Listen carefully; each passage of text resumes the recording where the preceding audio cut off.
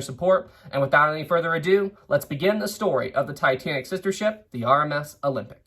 Hey, if you like the Historic Travels YouTube channel, make sure you check out the Tales of the Protectors book series. Almost Heaven is Part 1 and The Elephant Path is Part 2. This is a young adult adventure series, and if you like the Chronicles of Narnia books, you will love these books. You can check out these books in the link in the description below. The story of the RMS Olympic begins before the ship was even built. You see, in the early 1900s, there existed massive competition between steamship companies in regards to them trying to persuade people to sail on their prospective ships if they decided they wanted to immigrate from Europe to the United States. Now, in the early 1900s, there were many steamship companies out there that were all in direct competition with each other to try to get as much of the transatlantic crossing market as possible. Try to convince as many people as they can to sail on their respective ships. Although for this video, we're going to focus on two. More specifically, the Cunard Line and the White Star Line. Now, the White Star Line would be the company that would eventually end up building the RMS Olympic, although we'll talk more about that in a minute. So, let's talk about the Cunard Line for a minute here. The Cunard Line had a simple strategy in the early 1900s. They wanted to build not only the biggest ships in the world, but they also wanted to build the fastest ships in the world. So the whole idea around the Cunard Line was they wanted to have some ships out there that basically they were unmatched in the level of luxury that was on board these ships, but they also wanted these ships to be the fastest. So because the Cunard Line had this vision, they introduced two new ships in the early 1900s that would completely change the transatlantic market. These ships would be the Lusitania and the Mauretania. In September of 1907, the Cunard Line revealed the Lusitania to the entire world. And at the time, this ship wasn't only just the biggest ship in the world, she was also the fastest, capable of crossing the entire Atlantic Ocean in just 5 days. And then, only a few months later, the Cunard Line wowed everybody again with the release of the RMS Mauretania. This ship was slightly bigger than that of the Lusitania, and it was also faster. So these two ships completely changed how people would traverse across the Atlantic Ocean if they wanted to immigrate from Europe to America.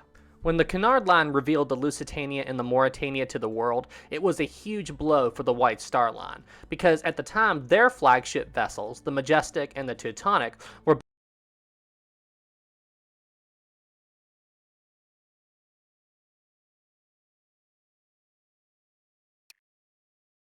the Majestic and the Titanic were both completed in the late 1800s and were nowhere near the size or speed capabilities of the Cunard Line's brand new Lusitania and Mauretania. So it was clear the White Star Line, if they wanted to stay relevant, would have to do something huge in order to compete with these brand new flagship liners by the Cunard Line. J. Bruce Ismay, the head of the White Star Line, knew that if he wanted to keep up with the Cunard Line, then they would have to build a whole new class of liner. Although he decided to do things a little bit differently than Cunard Line. He decided, instead of trying to build the biggest and fastest ships in the world, he would simply try to build the biggest ships in the world, unmatched in their style and luxury and size. And with these brand new vessels, maybe the White Star could overtake the Cunard Line. Ismay then went and had a private meeting with William Peary, the head of the Harland and Wolff shipyard, at which Ismay discussed his plans for these whole new class of liners. Now, together, William Peary and Ismay planned out these brand new ships, and then they sought out to build the biggest and most luxurious ocean liners the world had ever seen to beat the Cunard Line's Lusitania and Mauretania. Now, one very important thing to realize about Ismay. Ismay was not a shipbuilder, a sailor, or anything like that. He was simply a businessman who ran the White Star Line. So even though he discussed his idea of this new class of ship with William Peary, it was up to William Peary and his team over at Harland and Wolff to bring Ismay's vision into reality. So once William Peary knew what Ismay and the White Star Line wanted for this whole new class of ship, Peary then went and got other lead figures of his design team to begin helping him develop this whole new class of liner. The other key members of Peary's design team were Alexander Carlisle and Thomas Andrews. Thomas Andrews, a naval architect at the Harland and Wolff shipyard, his responsibilities in the construction of this whole new class of liner had to do with calculating the design of this brand new ship, as well as managing the ship's stability and trim while this new vessel was at sea. Alexander Carlisle, the shipyard's chief draftsman and general manager, his responsibilities in this whole new class of liner had to do with the equipment that would be needed for the new ship, making sure everything ran smoothly on board, the decorations for the new vessel, as well as come up with an efficient lifeboat davit design, so if needed in an emergency, they would be able to lower the lifeboats from these vessels efficiently. But before work could even begin on this brand new class of liner, there first needed to be a space where these brand new ships could be built. You see, at the time, these ships were going to be so large that there wasn't a shipyard in the world that had enough space to build them. So Harland and Wolff had to completely tear down and design a brand new location within their shipyard where these new monstrous vessels could be built. Now, I want you to think about that for a moment here. Just the whole idea that the Harland and Wolff shipyard had to go out and develop their own custom location within the shipyard to house these brand new vessels while they were being built is a true testament to the scale of this project that Harland and Wolff and the White Star Line was taking on as they attempted to build this whole new class of liner. Now, eventually, this whole new class of liner would become known as the Olympic class of ocean liners, and there would be 3 ships in the class. The first ship would be called the RMS Olympic, and then a few months after construction on Olympic began, work began on the Olympic sister ship, and that ship would become known as the RMS Titanic. And then a little bit after construction on Titanic began, the third ship in the class construction began. That ship would become known as the RMS Britannic. Although the RMS Britannic would never be because of the outbreak of World War I, this ship later became a hospital ship, so its official term was the HMHS Britannic. Now, work officially began on the RMS Olympic in December of 1908, and then Titanic, work began on her soon after. Although it's important to note that at the time, these vessels did not have official names yet. You see, while a vessel is under construction, until it has an official name of its own, these ships are simply referred to as a hull number. So that means that whenever somebody was talking about the Olympic, they would call her by her hull number, ship number 400. And then if they were talking about Titanic, they would call that ship by her hull number, which was ship 401. And these would be the official designations of these vessels until the vessel's official name was announced. Now, during the first year or two of construction on the brand new RMS Olympic, things were proceeding rather smoothly at the Harland and Wolff shipyard. Although, as time went on, it soon became apparent at the shipyard that they needed to solve a very critical problem with the RMS Olympic that they had yet to resolve. And that was, what kind of propulsion system would this brand new, monstrous ocean liner use to propel itself across the Atlantic? Now, of course, when I ask what kind of propulsion system would the brand new RMS Olympic use, we all immediately think of it was a steam-powered ship, and you would be right. The Olympic and all other vessels of this time period were powered by steam.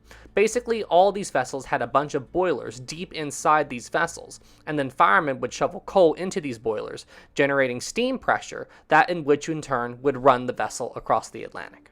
But when I asked the question earlier about what kind of propulsion system this brand new vessel would use, I was actually referring to the engines themselves that would be responsible for pushing the ship across the Atlantic. So you see, in the time period before Olympic, all steamships used essentially the same type of propulsion system, which was called a reciprocating engine. And in a nutshell, what a reciprocating engine did was the steam pressure generated by the ship's boilers turned a piston, and then this in turn allowed the engines to spin the ship's propellant. Although, with the Cunard Line's Lusitania and Mauretania, the Cunard Line had introduced a brand new revolutionary engine known as the turbine engine. And this engine was unbelievable in terms of its performance. Although the White Star Line wasn't completely sold on the idea of the turbine engine for the brand new RMS Olympic and eventually the brand new RMS Titanic. Because where the Lusitania and the Mauretania had these turbine engines, they could go across the Atlantic very quickly. Although that wasn't the main goal of the White Star Line for these brand new vessels. And also, these engines weren't exactly efficient. Sure, the turbine engine was very fast, but it used a lot more fuel than the traditional reciprocating engine. But even though the turbine engine wasn't exactly efficient in terms of fuel usage, the White Star Line was still interested in the technology and wondered if there was a way they could implement the turbine engine as well as the traditional reciprocating engine. So maybe they could try to find a way to keep the efficiency of the reciprocating engine and get some of the speed boosts of a turbine engine. But as luck would have it, while the White Star Line was developing the RMS Olympic, the shipyard at Harland and Wolff was also developing two new vessels for the Dominion Line, the Albany and the Alberta. And the White Star Line had it in their means to actually acquire these vessels and use them for an experiment in order for them to figure out what propulsion system would work the best on the brand new RMS Olympic. So you see, the Dominion Line, just like the White Star Line, were owned by the International Mercantile Marine Company. But because White Star Line was the bigger company of the two, the International Mercantile Marine Company allowed the White Star to take these two vessels that were under construction for the Dominion Line and use them in an experiment to help them figure out what type of propulsion system would work best on the brand new RMS Olympic. The White Star Line changed the SS Albany's name to be called the SS Megantic, and once the White Star Line got their hands on this vessel, they made sure to equip the vessel with two traditional reciprocating engines. The second ship the White Star Line took from the Dominion Line, the Alberta, had its name changed to be called the Laurentic, and it too was equipped with two reciprocating engines just like its sister ship, although the Laurentic had one major difference. So the big difference the Laurentic had over its sister ship Megantic is that it had one extra engine that the Megantic didn't have. The Laurentic was still equipped with two reciprocating engines, just like its sister ship Megantic, which means it had two propellers on the back powered by two reciprocating engines. Although the Laurentic had one of the brand new turbine engines. So essentially, where the Megantic just had the two propellers on the back, the Laurentic looked more like the Olympic would once construction on it was finished. The Laurentic had two propellers on the back with one central high-speed propeller in the middle of the back of the ship that was powered by the turbine engine. Then, once both these vessels were complete and they began to set sail, the White Star Line then kept an eye on how these vessels performed. They wanted to see if the additional engine added to the Laurentic would make the turbine engine worth it for all their future vessels. So they kept an eye on the Laurentic's speed, engine efficiency, and so on. And then they compared the performance of the Laurentic with its sister ship Megantic that didn't have this extra turbine engine.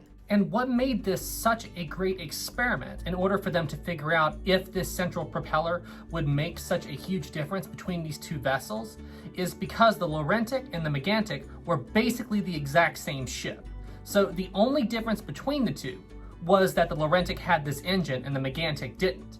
So by comparing the performance of these two vessels with just the additional engine added to the Laurentic, they could see if this new engine would make a difference and if they should implement it on the new RMS Olympic. And boy, let me tell you, what a difference that third central turbine propeller made when it came to the performance between the Laurentic and its sister ship Megantic. I mean, the Laurentic swam circles around the Megantic in terms of speed. The efficiency of the engines was top notch. I mean, honestly, the Laurentic really showed the future of what this third central propeller powered by a turbine could do for the shipping industry. Now, the Megantic wasn't retired immediately or anything, it still had a career, although it was clear that the future in ship design involved a third central turbine propeller. So this design was decided upon and used on the brand new Olympic class of ocean liners. With the decision on what types of engines the Olympic would use having been decided, work resumed on the Olympic and construction went at a pretty reasonable pace. Now, even though they decided what types of engines these ships would use, it would still be quite some time before the engines were actually put inside the vessel. You see, before they could put the engines in the vessel, two things had to happen first. Number one, they had to finish the actual hull of the Olympic and get the ship out of the slipway. So essentially what a slipway is, when any new vessel is being constructed, the hull of the ship is built inside a slipway. And a slipway is a track system that allows the shipbuilders to actually slide a vessel into the water once construction on the vessel's hull is complete. And you see, it was because of the slipway system that they had to use in order to slide vessels into the water that they had to wait until after the Olympic went down the slipway until they could actually put the engines inside of the Olympic's hull. You see, the big reason they had to wait is because in order to get one of these vessels to slide down the track the right way and gently slide into the water is because they had to have the weight right so the ship would evenly slide across the track. Now, if they would have put the engines in first before they tried to slide the Olympic down the slipway and into the water, then that would create a huge weight difference between the back of the ship and the front of the ship, because you have to remember, before a vessel is slid into the water, she's just an empty shell. There's nothing inside the vessel. It's just the outline of the vessel's hull. Basically, the only thing the vessel has at that point is just the ability to float. There's nothing inside the ship that would make it a liner. And if they would have put the engines in the back before they slid it into the water, that would create a huge weight difference and cause the ship to slide unevenly down the slipway as it was going into the water. Maybe the back of the ship would end up grinding against the ground as it slid down. Maybe it would get jammed on the slipway and not slide into the water at all. There's 1,000 things that could go wrong if they tried to do anything before they got the Olympic into the water successfully. Now, when the time comes to officially send a vessel down the slipway and into the water, this event is called a vessel's launch.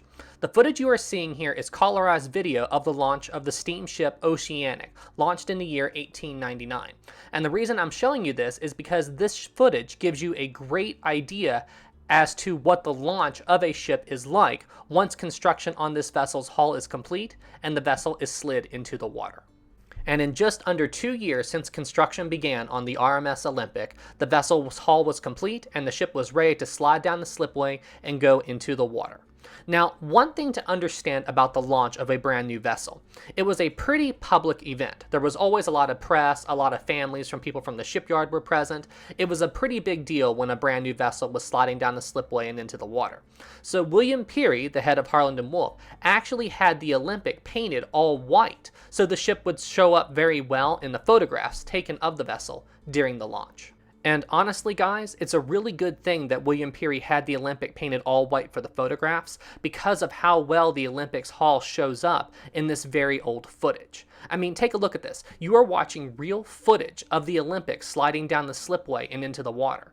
And remember, this video was shot in 1910, and look how clear it looks. I mean, you are actually watching the launch of the Olympic right now.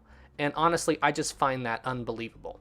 But yeah, the launch of the Olympic went without any problems. The vessel successfully made it down the slipway and into the water. And at this point, the Olympic was ready to be fitted out and be transformed into the liner she was destined to become. When we last left the RMS Olympic, the ship had just finished sliding down the slipway and was now floating in the harbor at the Belfast shipyard.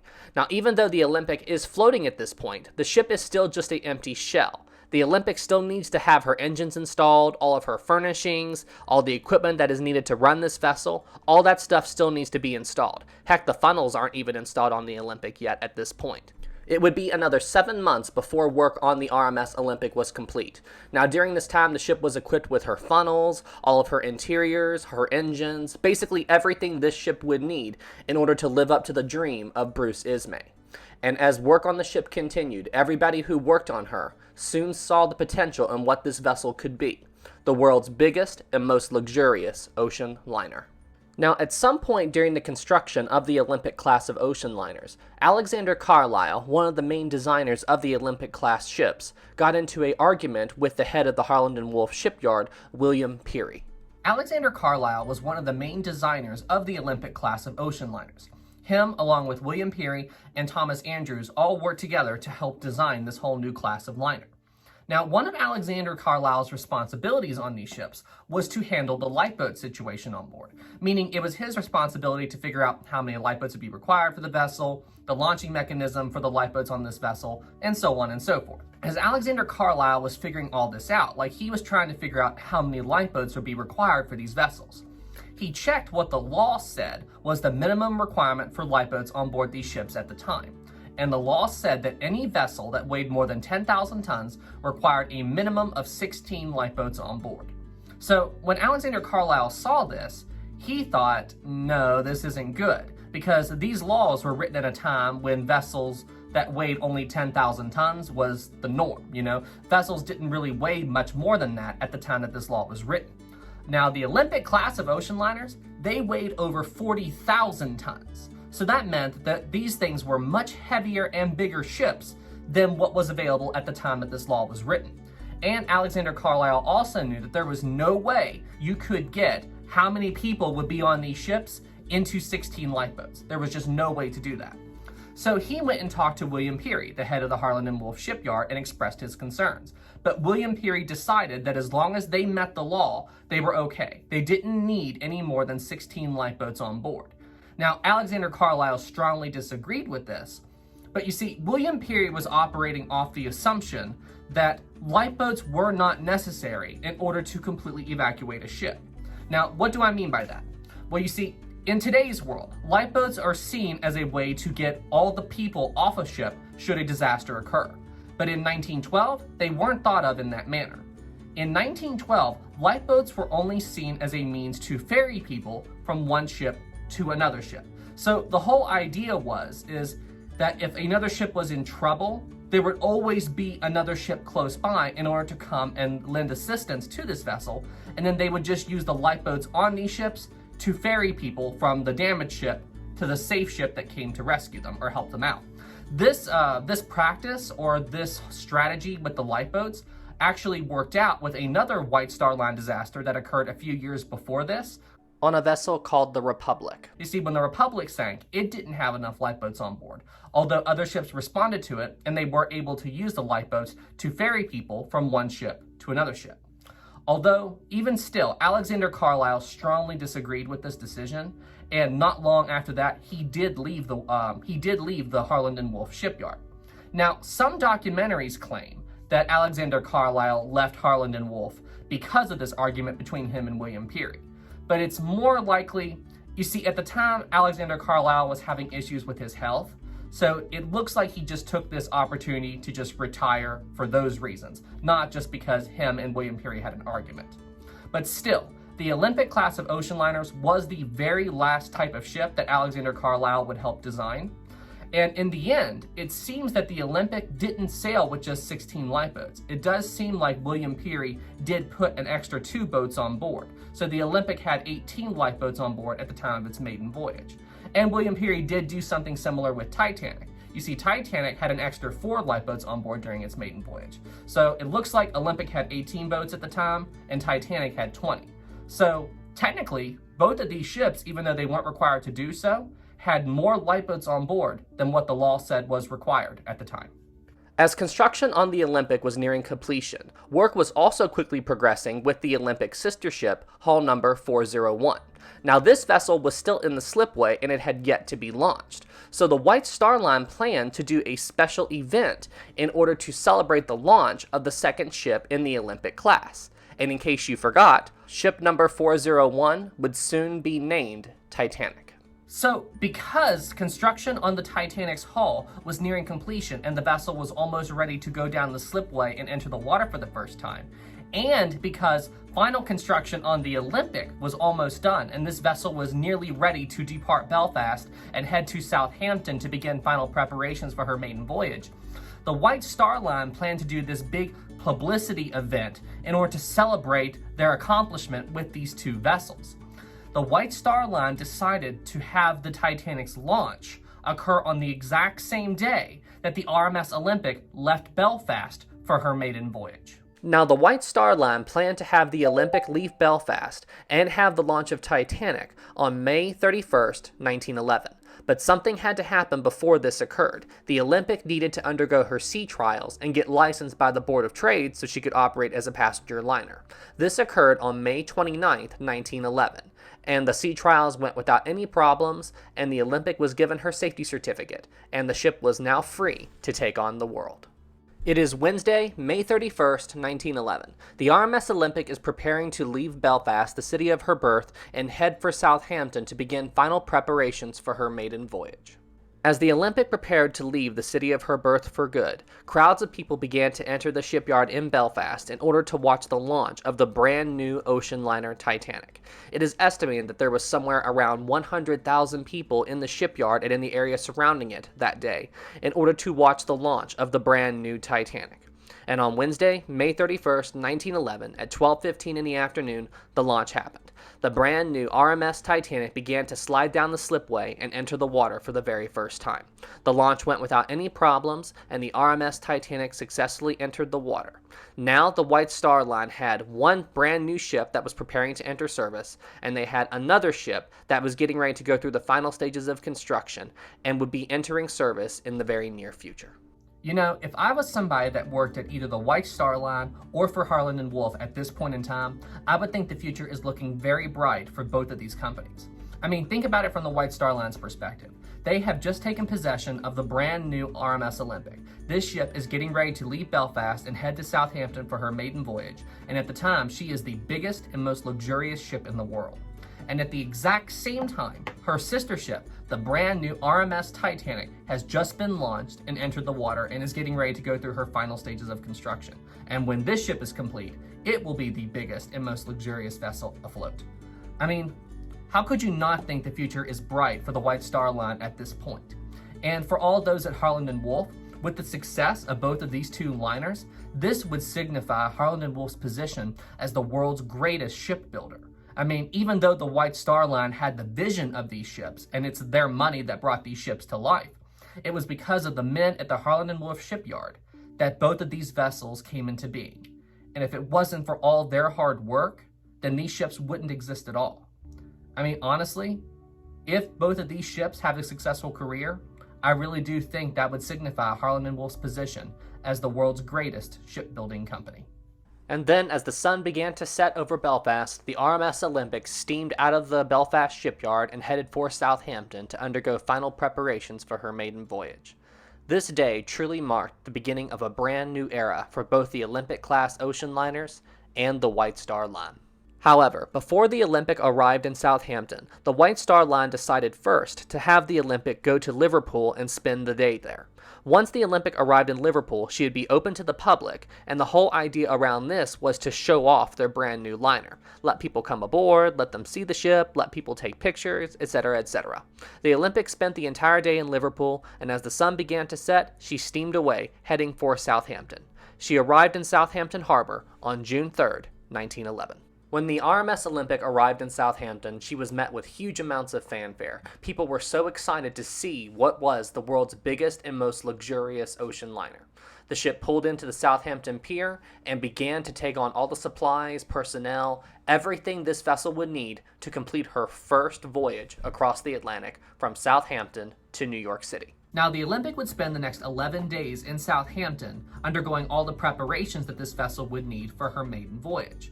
So during this time, all the personnel on the ship will be taking care of making sure the ship has enough food for everybody on board, getting all the personnel on board the ship, getting the ship all the fuel it will need for her maiden voyage, and so on and so forth. So these next 11 days were very busy for everybody who was working on board the RMS Olympic. And then, as the day of her maiden voyage approached, all the passengers would slowly start arriving in Southampton and begin making their way to the pier in order to board the RMS Olympic. And then, on June 14th, 1911, after taking on all of her supplies, passengers, and crew, the RMS Olympic finally departed Southampton to begin her maiden voyage. The ship made 2 quick stops, one in Cherbourg, France, and the other in Queenstown, Ireland, before heading out to sea, bound for New York City. The RMS Olympic, after years of planning and construction, the world's biggest and most luxurious vessel, was finally free to take on the world.